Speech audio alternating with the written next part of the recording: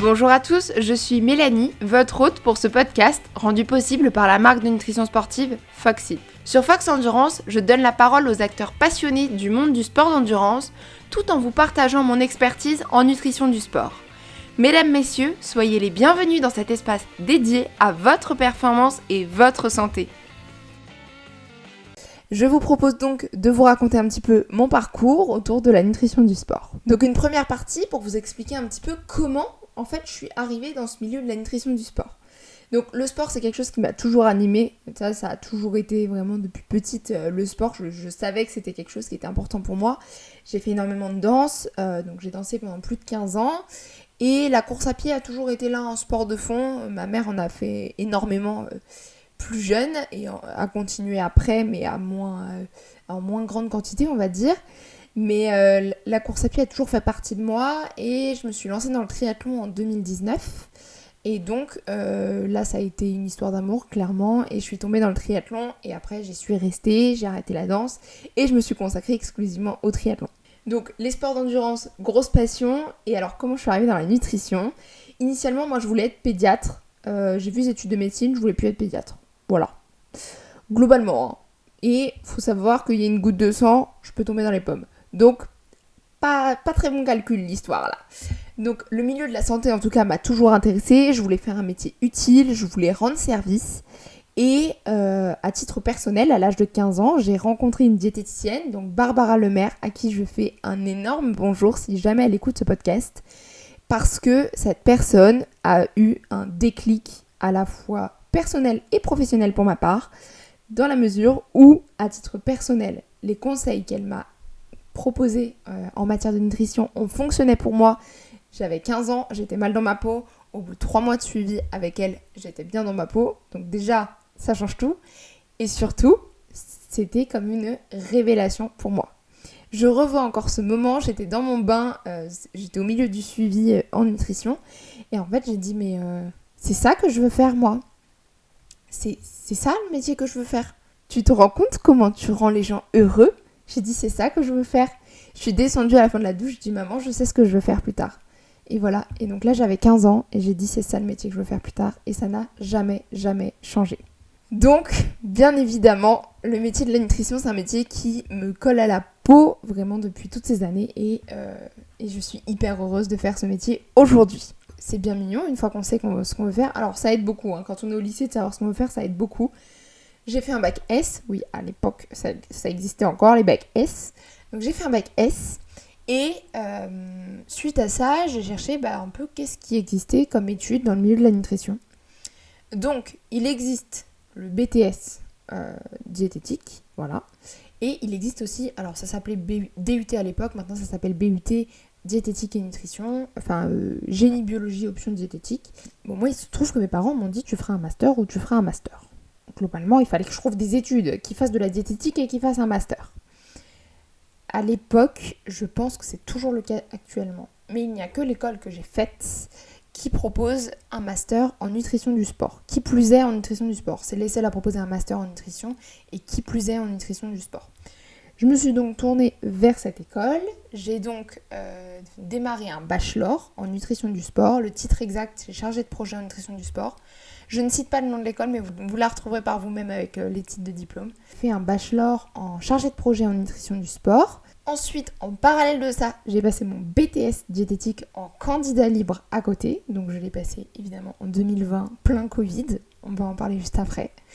Et j'ai terminé ces études par un master en nutrition du sport et donc le titre final c'est expert ou ingénieur, je sais jamais, expert on va dire en nutrition du sport, je crois que c'est expert en nutrition du sport et donc ce diplôme je suis sur le point de l'avoir là d'ici quelques semaines. Je pense que mes études je les ai kiffées autant que je les ai détestées. On va parler très franchement, il y a eu beaucoup de points positifs mais il y a aussi eu beaucoup de points négatifs. Le premier pour moi gros point positif c'est que déjà j'avais confirmé ma passion. Je savais que c'était ça que je voulais faire. Vraiment, je suis arrivée dans ces études, on m'a présenté les cours et tout, j'ai dit mais c'est génialissime. Le corps humain, moi depuis toute petite, mes parents m'offrent des livres sur le corps humain. Vraiment, le corps humain, c'est une machine qui me fascine. Je me dis, putain, mais c'est exceptionnel ce corps humain, ce qu'il est capable de faire. Et j'avais envie de comprendre son fonctionnement. Et vraiment, avec ces études, on rentre en profondeur dans tous ces sujets. Et vraiment, j'ai adoré tout ce qui était biochimie, pathologie, des matières que les gens globalement n'aimaient pas trop. Mais alors moi, j'ai adoré, j'ai surkiffé ces matières. Et vraiment, comprendre cette partie fonctionnement du corps humain, c'était exceptionnel. Il y a un autre gros point positif que j'ai eu avec ces études, c'est que j'ai eu une vraie révélation pour l'entrepreneuriat. Vraiment, jusqu'à la terminale, l'entrepreneuriat, je n'avais aucune idée. Je m'étais même pas posé la question. Je suis arrivée dans ces études, l'entrepreneuriat n'était plus une option. C'est ça que je veux faire. Ça m'a permis, on a eu aussi des cours de développement personnel qui m'ont permis de mieux me connaître, de poser des questionnements, de chercher un petit peu qui j'étais finalement. Et de comprendre aussi que l'entrepreneuriat était fait pour moi. On va pas se mentir. L'entrepreneuriat, j'ai dit, c'est ça que moi je veux faire. On a eu des cours de compta qui nous ont aussi expliqué les statuts juridiques, etc. Alors, on frotte la surface, hein. On n'est pas rentré en profondeur sur toutes les parties compta. Mais le fait déjà d'avoir été initié, on a quelques bases qui nous permettent après de nous former de notre côté. Et ça, pour moi, c'était un vrai point positif. Donc, une vraie révélation pour l'entrepreneuriat. Aujourd'hui, je vous l'ai dit en introduction, moi, je me considère comme multi-entrepreneur. Je suis à la tête de 4 activités. L'entrepreneuriat, aujourd'hui, c'est ça qui me fait vivre et qui me fait vibrer aussi, d'ailleurs. Mais en tout cas, ça, c'est un vrai point positif que je retiens de mes études. Voilà, maintenant qu'on a parlé du positif, on va quand même parler un petit peu du négatif. Déjà, j'ai fait mes études pendant le Covid. Alors, je sais qu'il y a des centaines et des centaines de personnes pour qui c'est le cas. Donc le Covid est arrivé en 2020, j'étais en bac plus 2, actuellement en bac plus 5, on a eu les grèves quoi. Voilà. Toutes les études ont été rythmées par les gilets jaunes, les grèves, le Covid, etc. Donc en termes de charge mentale, ça a été extrêmement compliqué. L'année du Covid en elle-même avec le confinement a été extrêmement compliquée parce que moi c'était l'année de mon BTS. Donc c'était qu'est-ce qu'on fait, qu'est-ce qu'on devient, on n'avait pas forcément d'informations, mais même au niveau gouvernemental, on n'avait pas forcément d'informations sur qu'est-ce qu'on allait devenir, sur qu'est-ce qu'on allait faire. On était considéré comme candidat libre, donc est-ce qu'on allait passer des rattrapages en septembre, enfin bref. C'était une galère sans nom, les stages étaient annulés au dernier moment, donc c'était vraiment compliqué. Après voilà. Tout le monde était dans ce cas-là, c'était pas moi plus qu'une autre, mais tout le monde était dans ce cas-là. Mais moi, c'est une période que j'ai trouvée relativement difficile à vivre. Ensuite, un autre point qui a été pour moi relativement difficile à vivre, j'ai connu entre 4 à 6 mois, on va dire, de harcèlement scolaire. Un harcèlement scolaire qui a été très poussé. Pour le coup, je vous en reparlerai peut-être plus tard, mais si vous me suivez et que vous allez un peu sur mes réseaux, vous savez que c'est une cause qui me tient à cœur pour j'ai envie de dire simple et bonne raison, entre très gros guillemets, que le harcèlement scolaire, moi je l'ai connu au collège et au lycée. Donc je m'étais dit quand même qu'en études supérieures, on allait me laisser tranquille et la réponse est non. Donc l'établissement n'a pas du tout été derrière moi sur cette période-là. Je ne vais pas du tout m'étaler là-dessus, mais voilà, ça fait partie aussi des points négatifs de mes études, parce que évidemment ça marque et ça marque pas dans le bon sens. Et ensuite... un autre point négatif, c'est que globalement, la dernière année de master, clairement, je voulais travailler sur mes projets. Il y avait beaucoup de choses à faire à l'école. Donc c'est une année, autant l'année de M1, honnêtement, il n'y avait pas trop... Honnêtement, tu pouvais te tourner un peu les pouces, ça passait quand même. La deuxième année de master, il y avait une quantité astronomique de projets à rendre, et donc énormément de travail de fait. Et en fait, moi, j'avais la tête dans mes projets. Et franchement, ça a été dur. Il y avait 6 mois de cours, et vraiment, je me revois encore avec la personne avec qui j'ai passé ma dernière année d'études. Je me revois encore lui expliquer que en fait c'est bon, j'en avais marre des études, moi je voulais partir dans la vie active. Donc voilà, j'avoue avoir un peu bossé sur mes projets pendant certains cours, mais je crois que j'en avais besoin. J'avais besoin de sortir de la tête de l'école et de quand même m'immiscer dans la vie active, à savoir que j'ai lancé mon auto-entreprise en 2021, donc j'ai été diplômée malgré tout, malgré le Covid, j'ai été diplômée en 2020 et donc en 2021, j'ai démarré les suivis en nutrition, en auto-entreprise. Ce qui m'emmène tout naturellement à la troisième partie de ce podcast pour mon arrivée sur le marché de l'emploi. Ce qui est drôle, c'est que les notes que j'ai sous les yeux actuellement, mon arrivée sur le marché de l'emploi, le premier bullet point que j'ai, j'y ai écrit dur. Voilà. Je pense que ça résume bien, c'était dur. Ça l'est toujours. C'est extrêmement dur d'arriver sur le marché de l'emploi. Je crois que c'est aussi pour ça que j'ai créé Dietetic Student. Parce que, je voulais que les connaissances soient facilement applicables, mais je voulais aussi pouvoir témoigner sur quand t'es en étude de diète, tu kiffes ce que tu fais, par contre, te fais pas d'illusions sur le marché de l'emploi derrière. Le marché de l'emploi, il est extrêmement fermé, on a beau dire ce qu'on veut, ce marché est extrêmement fermé. Je dis pas qu'il n'y a pas de place à prendre, je dis juste qu'il est extrêmement fermé. Donc il faut arriver à se différencier, il faut arriver à trouver une place, il faut arriver à trouver par quels moyens on va pouvoir venir se faire une place dans un contexte d'inflation, dans un contexte d'un métier qui n'est remboursé ni par la Sécu, ni par les mutuelles, globalement. Les mutuelles, il y a certaines mutuelles qui prennent en charge, et quand elles prennent en charge, elles prennent une seule consultation. Donc, dans ce cas-là, il n'y a pas de suivi, et globalement, vous ne pouvez pas vivre avec ça.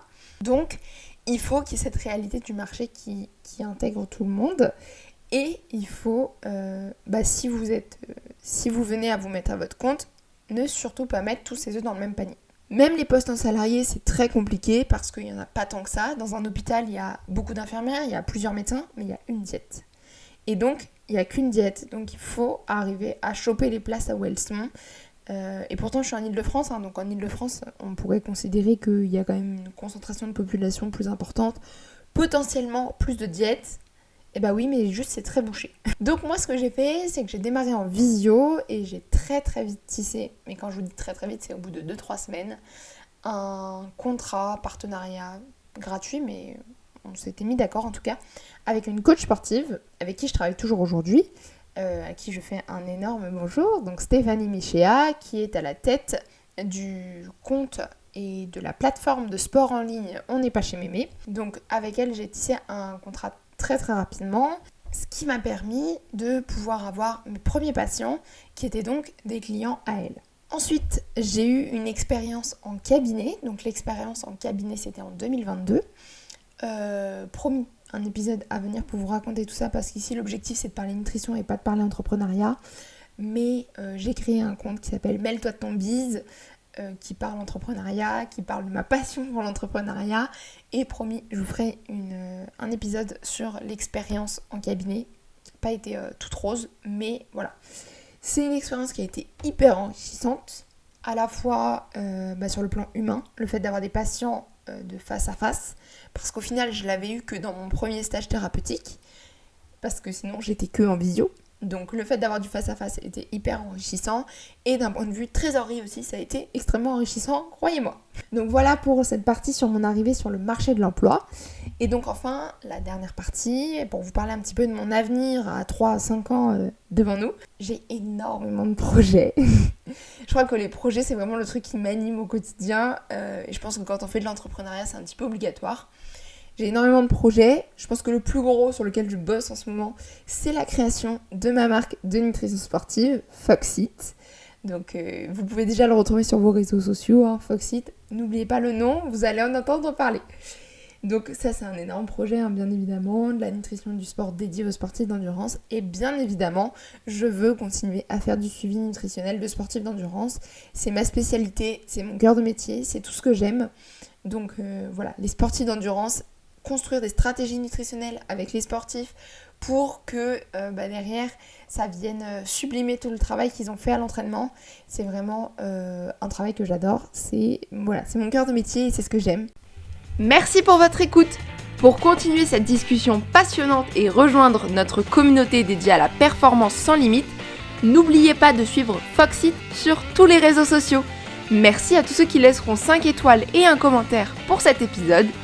Ensemble, nous écrivons le prochain chapitre de la performance sportive. Restez affûtés, continuez à vous dépasser et à bientôt pour de nouvelles aventures sur le podcast Fox Endurance.